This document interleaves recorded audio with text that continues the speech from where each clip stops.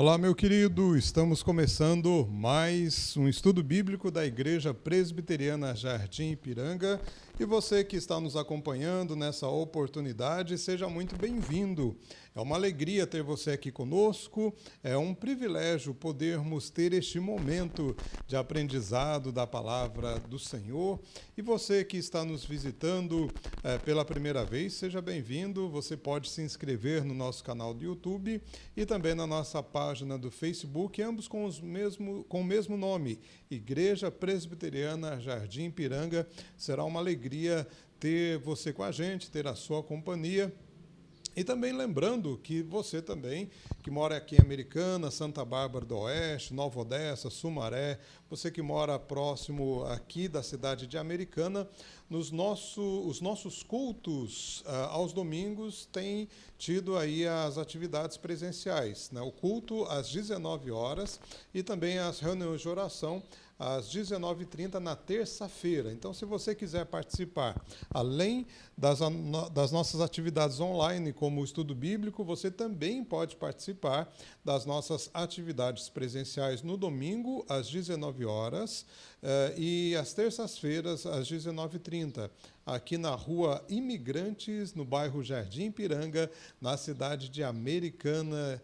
E será uma alegria poder ter você aqui conosco. No nosso estudo bíblico, estamos estudando o Evangelho de João. Já entramos no capítulo de número 14. Na verdade, vamos entrar hoje aí no capítulo de número 14. Então, você pode, por favor, abrir a sua Bíblia, seja aí no seu computador, no seu celular, a sua Bíblia que você tenha em suas mãos, seja qual for a versão, podemos ter aí um bom estudo, aproveitarmos este momento. Você que já deixou o seu comentário, muito obrigado, que Deus abençoe ricamente a sua vida. E lembrando também que você pode compartilhar essa transmissão, você pode nos auxiliar transmitindo para mais pessoas, se você quiser abrir sala de vídeo, se você quiser fazer aí a divulgação no seu grupo de WhatsApp, por favor, fique à vontade e nós agradecemos, né? Se você fizer isso, nos auxilia, mas principalmente auxilia para a colaboração, para a expansão do Evangelho, da Palavra do Senhor. João capítulo 14, nós vamos ler a partir do versículo 1 por enquanto, até o versículo de número 15, diz assim: Não se turbe o vosso coração. Credes em Deus, crede também em mim. Na casa de meu pai há muitas moradas. Se assim não fora, eu vô-lo teria dito, pois vou preparar-vos lugar. E quando eu for e vos preparar lugar, voltarei e vos receberei para mim mesmo, para que onde eu estou estejais vós também. E vós sabeis o caminho para onde eu vou. Disse-lhe Tomé: Senhor, não sabemos para onde vais, como saber o caminho? Respondeu-lhe Jesus: Eu sou o caminho e a verdade e a vida. Ninguém vem ao Pai senão por mim. Se vós me tivesseis conhecido, conheceríeis também a meu Pai. Desde agora o conheceis e o tendes visto. Replicou-lhe Filipe: Senhor, mostra-nos o Pai e isso nos basta. Disse-lhe Jesus: Filipe, há tanto tempo estou convosco e não me tens conhecido? Quem me vê a mim, vê o Pai. Como dizes tu, mostra-nos o Pai? Não crês que eu estou no Pai e que o Pai está em mim?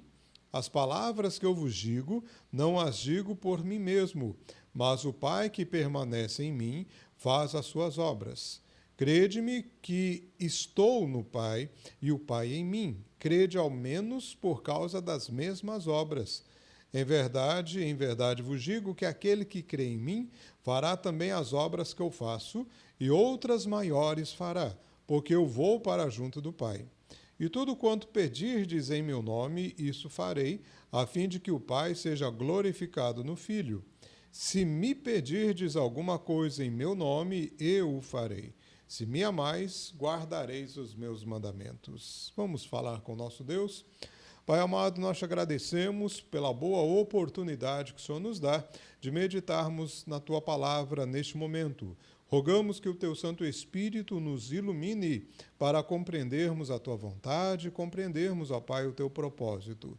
Fala conosco, toca, ó Deus, em nosso coração, que tenhamos um momento de estudo, que a nossa vida, a nossa mente aproveite mais, ó Pai, dessa tua presença, dessa tua palavra. É em nome de Jesus que oramos e agradecemos. Amém. Bem, meus queridos, já estamos numa boa sequência no Evangelho de João. Semana passada terminamos o capítulo de número 13, e o capítulo 13, ele se inicia com Jesus comemorando a Páscoa, e seria ali, na verdade, a última Páscoa, né, não somente de Jesus, mas simbólica também, porque não havia mais necessidade de comemorá-la, porque foi a instituição da ceia do Senhor, que é a Páscoa do Novo Testamento. Tudo que deveria ser cumprido com relação ao Cordeiro Pascal, com relação ao Messias, no seu sacrifício, na sua oferta, se cumpre em Jesus Cristo.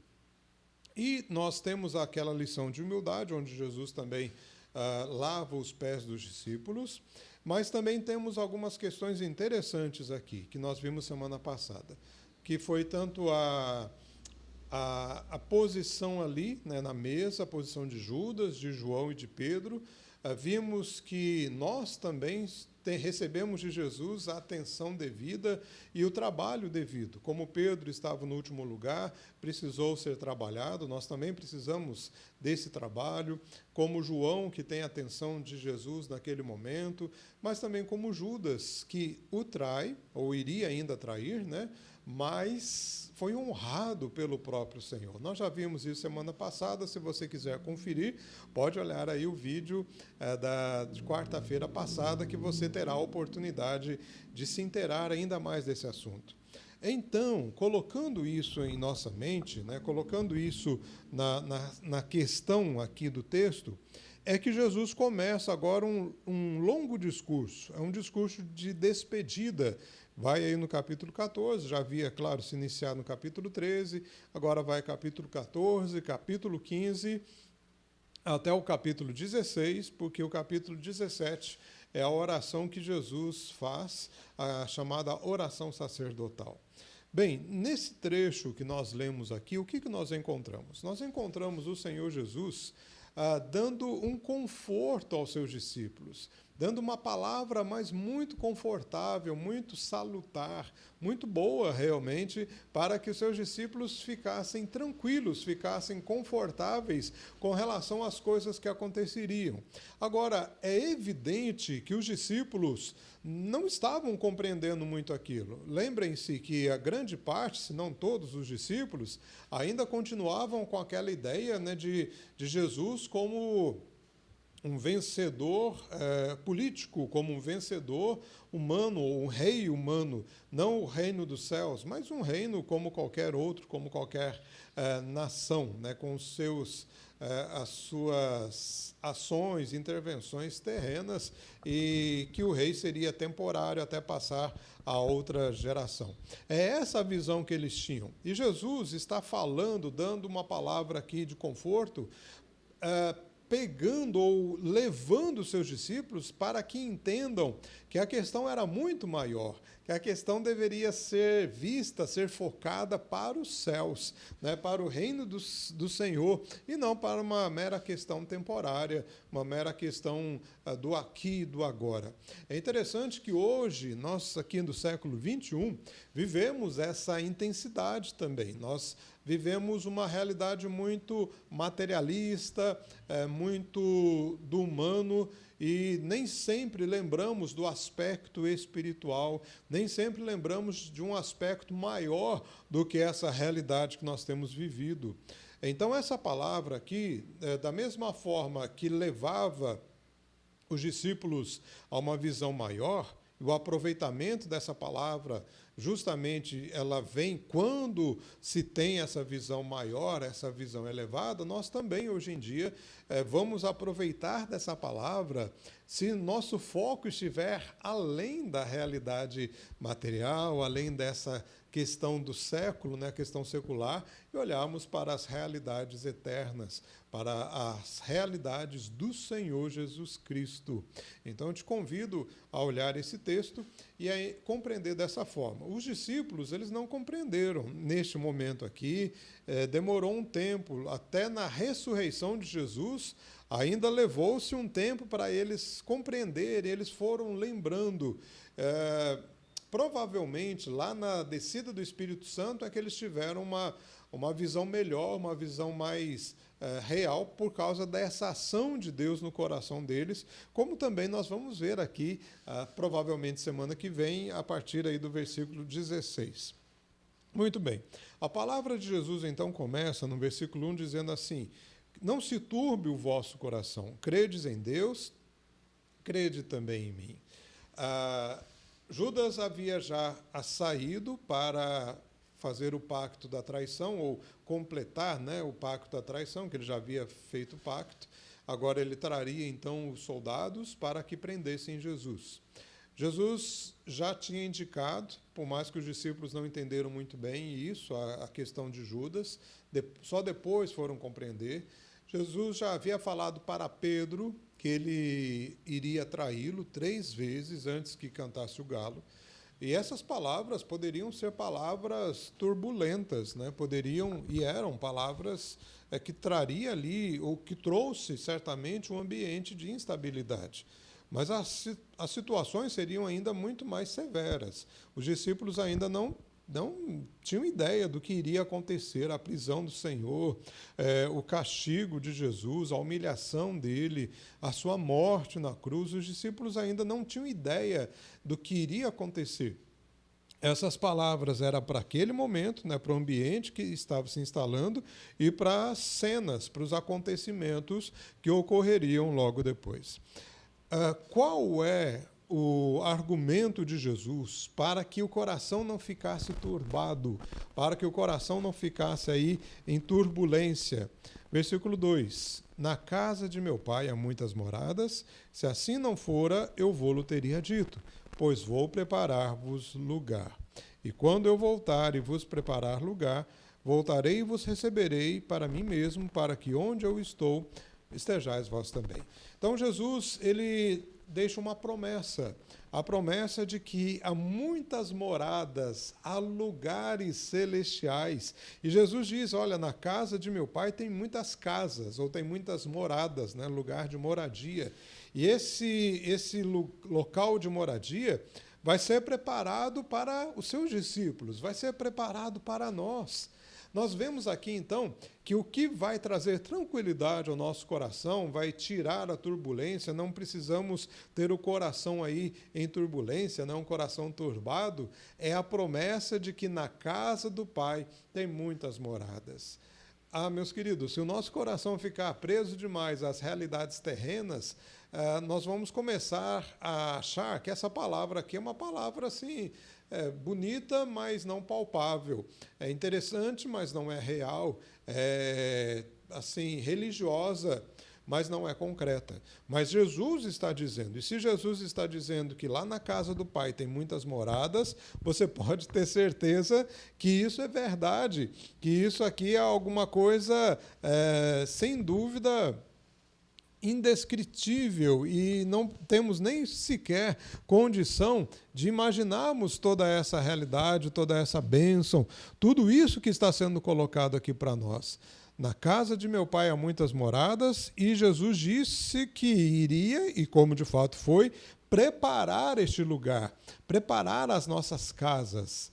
É muito bom quando você entra numa casa, quer seja sua ou quer seja alugada, e a pessoa teve o carinho, o zelo ali de arrumar tudo. Se foi uma casa nova, né, o profissional trabalhou para que você ficasse satisfeito. Se é uma casa já que não é nova, houve uma reforma, houve um carinho, um preparo, talvez você ou alguém fez isso, e você entra e percebe esse cuidado. Agora imagina uma casa preparada pelo próprio Senhor Jesus, que é o arquiteto de toda a criação, é o Deus que fez todas as coisas. Então, meus queridos, isso é uma promessa maravilhosa. E nós precisamos lembrar dessa promessa e realmente tomar posse disso, né, nos apropriar disso, para que vençamos as dificuldades, as turbulências, às vezes, quem sabe, até as perseguições que sofremos por causa da nossa própria fé ou por causa das dificuldades que nos são impostas na nossa vida. Há um lugar maravilhoso preparado para nós. E Jesus diz ainda no versículo de número 3, que ele iria preparar este lugar e voltaria e receberia para ele mesmo. A ideia aqui do versículo 3, quando diz receberei para mim mesmo, é como uma escada ou como uma ponte que é colocada da terra até o céu, ou a realidade terrena até a realidade divina, a realidade do Senhor, ou a realidade celestial. Então, para irmos até o céu, nós precisamos passar por Jesus. Tem muita gente que diz assim, para eu ir para o céu eu tenho que morrer. Não necessariamente. Você precisa passar por Jesus. Se não passar por Jesus, a morte não é garantia que nós vamos para o céu. Podemos morrer aqui e sim, sermos recebidos na glória, se passarmos por Jesus. É Ele que volta e nos recebe para Ele mesmo. Se não passarmos essa ponte, não passarmos essa escada, que é o Senhor Jesus, meu querido, não tem jeito de tomar posse das mansões celestiais. Isso nos leva, esse pensamento de Jesus receber nele mesmo, é que nos dá, então, um entendimento melhor do que vai acontecer agora. Olha só, Jesus ele afirma no versículo 4 que os discípulos sabiam para onde ele iria, ou melhor, o caminho para onde ele iria. Aí Tomé, ele fala assim, Senhor, mas nós não sabemos nem para onde o Senhor vai, como que a gente vai saber o caminho?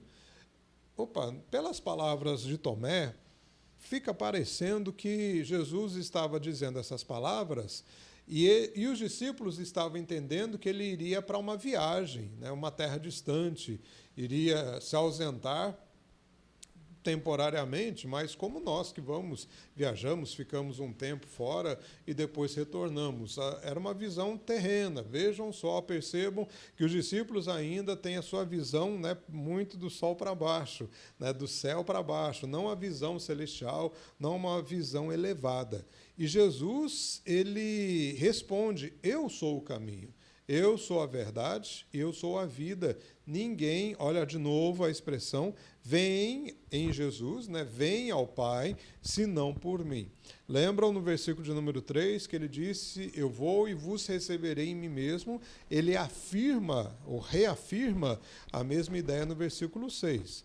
A gente vai entendendo aqui que Jesus está dizendo que ele vai para o Pai, mas dele deixa o caminho. E o caminho para ir para o Pai é Ele mesmo. Ou seja, não tem como passar, ou melhor, não tem como ir até as moradas celestiais, e se concretizar ou ver a concretização dessa promessa, se não andar aqui, enquanto estivermos em vida, em Jesus Cristo. É por isso que ele está dizendo que eu sou o caminho, eu sou a verdade, eu sou a vida, e ninguém vem ao Pai senão por mim. É isso que ele está afirmando. Ele está afirmando que o modo de ir até o Senhor Deus, até o Pai, é andar através dele. Jesus disse, na verdade, que eles já sabiam o caminho.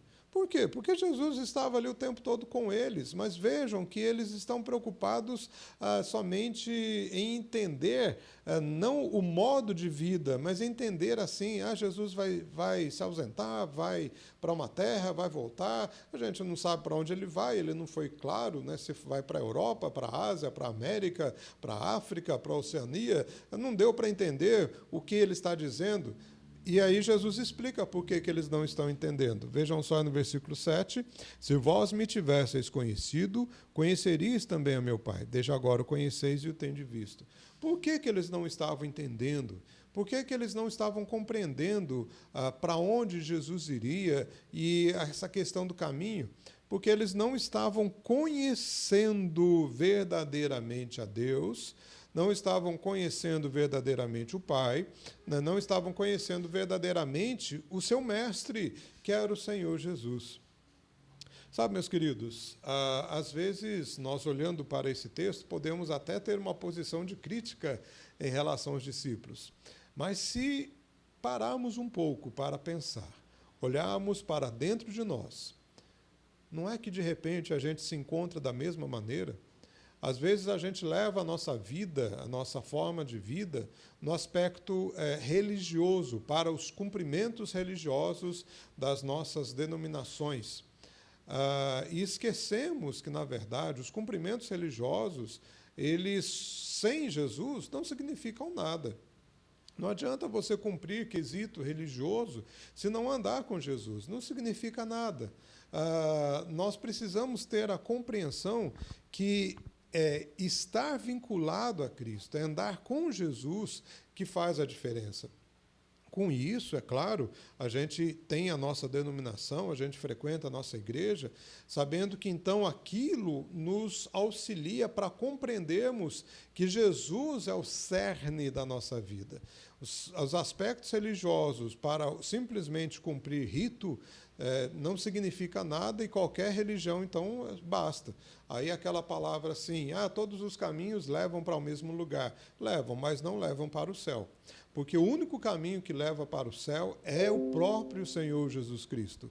Então, se uma religião, se uma denominação, ela confessa o Senhor Jesus como Senhor, como o único meio de salvação, como a ponte, como a escada, ou como o caminho que ele apresenta aqui, então, sim, aí ela é válida, porque ela está debaixo da autoridade do Senhor Jesus. Jesus deixa bem claro aqui, nos apresenta de uma forma bem clara, que é a vida que ele nos apresenta é estar ou sermos, em Deus, existirmos em Deus através de Jesus. Ele é o caminho, ou seja, a nossa vida tem que andar em Cristo. Isso significa que não é simplesmente ter o entendimento de que Jesus existiu, mas é andar conforme os seus valores, é andar sabendo que Ele morreu na cruz para perdoar os nossos pecados, é andar, Ele sendo o caminho, nos méritos que Ele conquistou. Ele é a verdade, ou seja, toda a sua palavra é uma palavra que eu devo crer, que eu devo entender, que eu devo viver. Eu posso até não entender uma coisa ou outra, mas se ele disse, então eu confio, porque a palavra dele é fiel, é verdadeira. E ele é a vida, ou seja, eu vivo nele, ou eu tenho vida nele, ou eu devo me expressar sendo alguém que sou por causa dele, por causa da salvação que ele me deu. Lá em 1 Pedro, no capítulo 2, diz que nós não éramos povo, não éramos ninguém, mas agora nós somos a raça eleita, sacerdócio real, nação santa, povo de propriedade exclusiva de Deus, ou seja, somos do Senhor, a fim de proclamarmos as virtudes ou as qualidades, as coisas que Deus faz, que é falar de Deus, proclamar as virtudes daquele que nos tirou ou nos chamou das trevas para a sua maravilhosa luz. Essa é a nossa razão de existir. A nossa razão de existir é viver em Cristo, porque Ele me deu a vida. Ele me tirou da morte, Ele me tirou do lamaçal, Ele me tirou das trevas, então eu vivo nele. Eu vivo para proclamar os seus benefícios, a sua glória, a sua vontade, as suas virtudes. Bem, depois que Jesus disse isso, que eles não estavam entendendo porque não conheciam o Pai, aí vem Filipe e diz, Senhor, então só nos mostra o Pai, nos apresenta o Pai aí, que isso nos basta. Aí Jesus faz uma pergunta contundente. Filipe, há tanto tempo estou convosco e agora você vem me dizer que não conhece o Pai? Há tanto tempo eu ando com você e você diz que não tem conhecido o Pai? E Jesus, então, faz uma revelação, que ele já fez de outras vezes, mas os discípulos não haviam entendido. Quem vê a mim, vê o Pai. Como dizes tu, mostra-nos o Pai.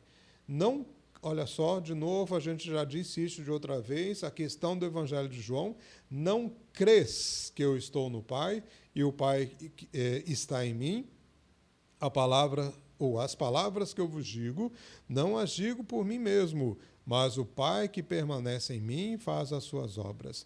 Crede-me que eu estou no Pai e o Pai em mim, crede ao menos por causa das mesmas obras. Jesus ele diz bem claro a Filipe: Filipe, eu estou com você ou com vocês há um bom tempo, você vem me falar que não conhece o Pai. Sabe o que isso quer dizer? Quer dizer que Filipe e os outros discípulos não estavam conhecendo nem sequer o próprio Senhor Jesus. Porque quem conhece a Jesus, conhece o Pai. Porque ele e o Pai são um. Jesus está nos dizendo que, se nós quisermos conhecer a Deus, nós temos que conhecer a Ele. Quem conhece a Deus, conhece o Filho. Quem tem o Filho, tem a vida. Quem não tem o Filho, não tem a vida. Quem conhece o Filho, conhece o Pai, porque eles são do mesmo caráter. Eles são um Deus. Eles possuem a mesma essência. Eles têm a mesma ação. Jamais um vai contrariar o outro, porque eles existem de uma só essência, né? Fazem parte, sabemos, da doutrina da Trindade, né? Deus Pai, Deus Filho, Deus Espírito, mas são três pessoas, né, que subsistem como um Deus. Por mais que, logicamente, não temos como explicar isso de uma forma completa, mas é isso que a palavra nos diz. Então, se nós queremos conhecer a Deus, temos que conhecer Jesus, porque Ele é o meio para nos chegar ao Pai, e quem conhece Jesus, conhece o Pai. E Jesus disse: olha, se você não acredita porque eu estou falando, então que vocês acreditem, ou que você, né, Filipe, acredite, por causa das obras que eu faço, porque as obras que eu faço são as mesmas obras que Deus faz, ou que o meu Pai faz. E nós temos, então, aqui algo muito interessante. Por que o nosso coração não precisa ficar turbado? Porque há uma promessa de que as moradas celestiais estão sendo preparadas para nós. Porque Jesus nos garante o caminho, mas também porque Jesus é a própria revelação de Deus, e somente Jesus nos apresenta ou nos leva à presença do Pai. E que nós precisamos, então, crer. O Evangelho de João nos desafia sempre a crer. Podemos saber, podemos ter a ideia intelectual, podemos até dominar muitas coisas do intelecto com relação ao Evangelho de João, mas isso não adianta nada se você não crer. Precisamos crer na obra do Senhor e precisamos crer na promessa do Senhor. E olha só que coisa muito interessante no versículo 12, quando ele diz assim: em verdade vos digo, que aquele que crê em mim também fará as obras que eu faço, e outras maiores fará, porque eu vou para junto do Pai. Jesus está dizendo que, se nós cremos nele, faremos as mesmas obras que ele faz e ainda podemos fazer maiores. É evidente que não há como fazer uma obra maior como a que Jesus fez na cruz, né? Em questão de significado, é impossível fazermos uma obra tamanha como ele fez. Mas em questão de quantidade é que Jesus está dizendo. Por exemplo, o apóstolo Paulo, em questão de quantidade, né, de pregação, de expansão territorial, sim, ele fez mais que Jesus. Significado, não. Significado, sempre o Senhor Jesus faz mais que a gente, né? A obra dele sempre é maior. Mas o que Jesus está dizendo aqui é em questão de frutos, em questão de quantidade, o quanto podemos fazer. Podemos fazer muita coisa. Mas como que podemos, então, fazer essas obras? Lembra que eu disse no começo do estudo que essa palavra nos leva a uma visão mais elevada, além do sol, além do céu, a questão do reino celestial. Tem muita gente tentando buscar o seu relacionamento com Deus e tentando fazer obras grandes, mas humanas. Obras grandes que são para as questões aqui poucas. Querendo, na verdade, não somente realizar obras grandes, mas querem ser grandes. Mas aí isso não tem espaço. Esse negócio de querer ser grande para um Deus que nos ensinou que precisamos ser humildes, a um Deus que lavou os pés dos seus próprios discípulos, isso não existe, essa dinâmica. Existe a dinâmica de um Deus grande, que é grandioso, e sendo grandioso e bondoso, e mesmo sem nós merecermos, está preparando lugar para nós. Nos deu o caminho, que é o próprio Senhor Jesus, nos dá a garantia de que podemos e conhecemos Ele através de Jesus, e que podemos fazer muitas coisas. até mais do que o próprio Senhor, no sentido de expansão geográfica ou às vezes numérica, porque Ele nos dá a sua bênção. E quando diz no versículo 14 e 15 que podemos pedir alguma coisa em nome dEle, Ele faz, é justamente para isso, para as realizações das obras do Senhor. Não há impedimento para aqueles que querem fazer a obra de Deus. É claro que fazer a obra de Deus não é necessariamente só fazer trabalho na igreja. Isso é obra de Deus, isso tem que ser feito. Mas é fazer a obra de Deus no mundo. É fazer a obra do reino do Senhor no mundo das trevas, no mundo que jaz no maligno, no mundo que precisa entender que é um Deus criador, entender que é um Deus restaurador, que é um Deus salvador, que é um Deus perdoador e reconciliador. Por isso que o nosso coração não precisa ficar turbado, porque Deus, através de Jesus Cristo, nos deu a garantia de que a nossa vida, se estivermos focados no céu, na glória celestial, venceremos qualquer dificuldade. Venceremos os problemas do nosso trabalho, os problemas do nosso dia a dia, na certeza de que qualquer dificuldade, qualquer sofrimento, qualquer coisa que está em nossa volta é nada, é mínimo, é ínfimo, que podemos viver na dependência dEle, da graça dEle. Se Ele quiser nos levar, o lugar já foi preparado. Se Ele quiser nos manter aqui por mais algum tempo, o lugar já está sendo preparado. E enquanto estivermos aqui, sabemos qual é o caminho. O caminho é o Senhor Jesus. Sabemos por onde temos que ir. Temos que ir através do Senhor Jesus. Sabemos que Ele é verdade, que Ele é a vida e que já conhecemos a Deus. Não precisamos morrer para conhecer a Deus. Já o conhecemos através de Jesus. Que Deus assim nos abençoe, que Deus nos fortaleça. Na próxima semana tomaremos aí a partir do versículo de número 16, nesta promessa, uma outra promessa de que o Senhor Jesus rogaria ao Pai, como rogou, para que nos enviasse o Espírito Santo, ou o Consolador, o Paráclitos, aquele que consola-nos, aquele que nos faz presença, aquele que nos ensina. Muito obrigado, meu querido, pela sua presença, que Deus possa te fortalecer, possa te sustentar. Nós vamos fazer uma oração. Ó Pai bendito, nós te agradecemos pela oportunidade que o Senhor nos deu de estudarmos a Tua Palavra e rogamos, ó Deus, que o nosso foco, a nossa visão seja sempre para o Senhor, para a realidade celestial.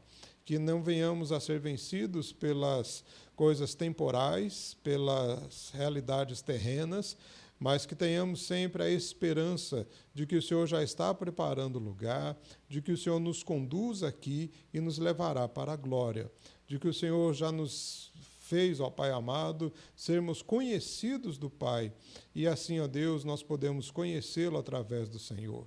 Que façamos as obras, ó Deus, que precisam serem feitas aqui na terra. Sejam obras, ó Deus, para a Tua glória, para que as pessoas reconheçam o Senhor, que elas se curvem perante o Senhor e dependam sempre do Senhor. Obrigado a Deus, Pai bendito, porque o Senhor é bom. Sustenta todos que estão aqui neste estudo, dando da Tua graça. Em nome de Jesus que oramos e agradecemos. Amém. Meu querido, muito obrigado mais uma vez pela sua companhia, que Deus te abençoe ricamente e a nossa próxima atividade será no domingo, às 9 horas da manhã, com a nossa escola dominical. Que Deus te abençoe, Deus te fortaleça e Deus te sustente em todo o tempo. Até lá.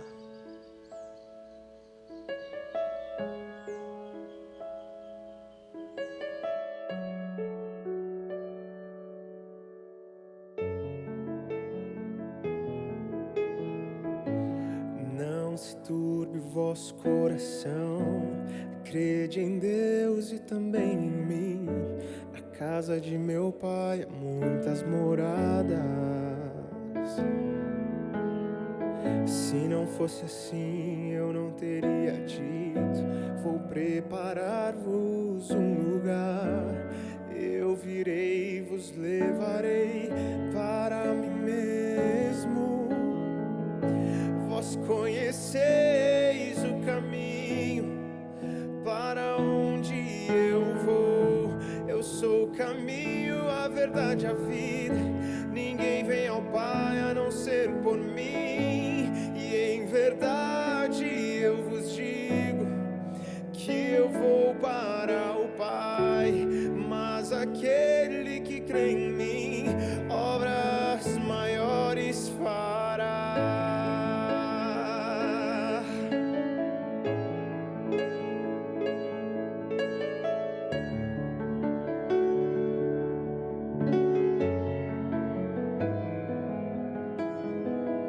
Se me amares verdadeiramente, guardareis os meus mandamentos. Eu rogarei ao Pai e Ele vos dará o Consolador, o Espírito da verdade, que o mundo não pode receber, mas Ele habita em vós e estará em vós para sempre. Aquele que tem os meus mandamentos e os guarda, esse é o que me ama. E se alguém me amar, será amado do meu Pai, e eu também o amarei, me manifestarei a Ele.